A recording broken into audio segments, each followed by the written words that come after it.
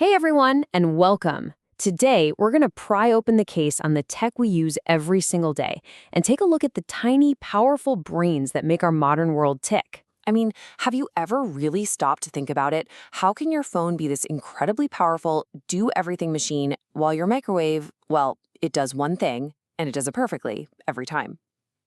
It turns out they're powered by two totally different kinds of electronic brains.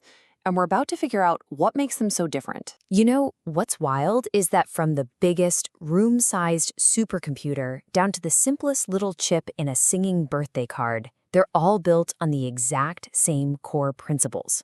Once you get this basic blueprint, everything else just clicks into place. So let's start at the beginning. We need to break down what a computer actually is. No matter what it looks like or what it does, it's always built from three core parts. Okay, so first, every computer needs a brain to do the actual thinking. That's the CPU. Then it needs memory to hold on to information and instructions. And finally, it needs a way to talk to us and the world around it. That's input/output, or I/O. And the thing that connects all of these pieces together, that's the system bus, which is basically a data superhighway. Let's dive into that brain, the CPU. A great way to think about it is like an orchestra conductor. It's in charge of everything, making sure the whole performance runs smoothly. And inside, it has its own little team. There's the control unit, which is like the manager directing all the traffic, the ALU, which is the math genius doing all the calculations, and the registers, which are like tiny, lightning-fast sticky notes for jotting down numbers in the middle of a problem. All right, now that we've got the basics down, we can get to the main event, because that brain, that CPU, gets packaged in two very different ways for two very different jobs. This is where we finally meet the microprocessor and the microcontroller. So, first up, you've got the microprocessor. This is pretty much just the CPU on a single chip. It's the raw brain power. It's incredibly fast and powerful, but it's helpless on its own. It needs other separate chips for memory, for input, for output, for everything.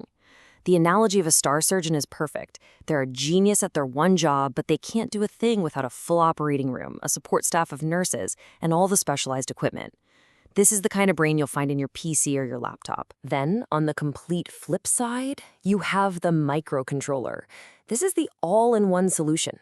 It's an entire computer system, CPU, memory, I/O, the whole shebang, all squeezed onto one single chip. It's the Swiss Army knife of the computing world. Sure, the knife on it might not be as good as a dedicated chef's knife, but it's got everything you need for a specific task, all in one handy package. This is the little brain running your microwave, your car's engine, or a smart light bulb. Okay, so we've got our two types of brains, but it gets even more interesting. Because inside these chips, there's a deep design choice that's been debated for decades. It's a fundamental argument about the best way to get things done, the complex way or the simple way.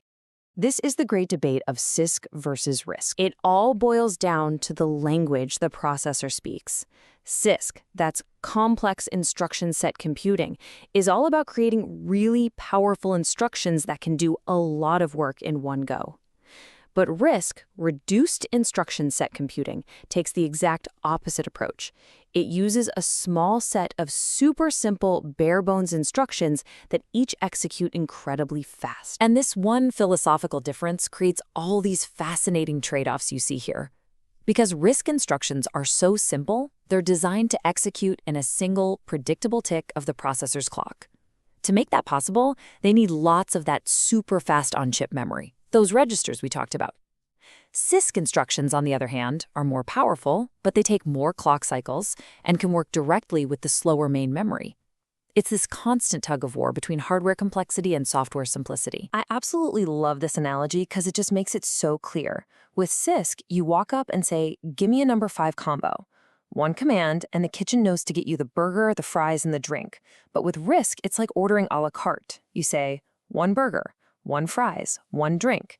Each individual order is way simpler and faster for the kitchen to handle, even though you need more orders to get the same meal.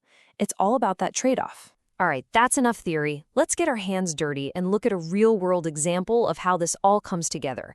Let's meet a classic microcontroller, the AT89S52. This little guy right here is the AT89S52. And those 40 little metal legs, those pins, are all it needs to connect an entire computer system to the outside world. It is the perfect real-world example of that Swiss Army knife we were just talking about. Remember those core computer parts from the beginning? The CPU, the memory, the I/O? Well, check it out. It's all right here on this one single chip.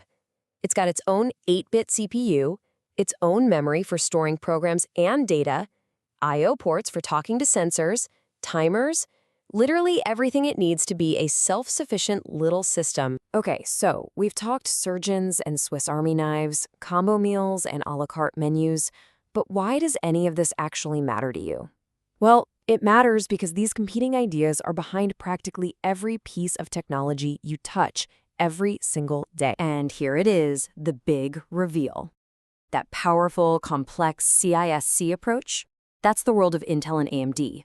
It's what has traditionally powered our desktops and laptops, machines that need to do a million different things. But that simple, lean, power-efficient RISC architecture, that's dominated by a company called ARM, and it's the brain inside almost every single smartphone, tablet, and smart home device on the planet, where battery life is everything. And what's really fascinating is that today, those lines are starting to blur, with new hybrid designs trying to give us the best of both. So that leaves us with this one final, awesome question to think about. As we keep demanding devices that have both insane power and incredible efficiency, are we moving toward a future where one of these designs wins out?